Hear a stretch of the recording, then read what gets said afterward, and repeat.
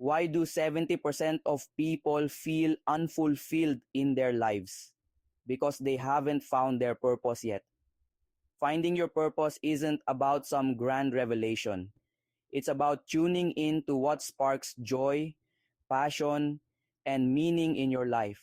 Start small.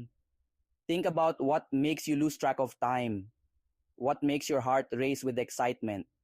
Maybe it's helping others, creating art, or exploring new ideas. Your purpose is like a compass, guiding you towards a fulfilling life. And remember, it's okay if it changes and or evolves. Take a moment each day to reflect, to ask yourself, what am I passionate about? Be patient with yourself. The journey to finding your purpose is just as important as the destination. So are you ready to unlock your life's purpose today?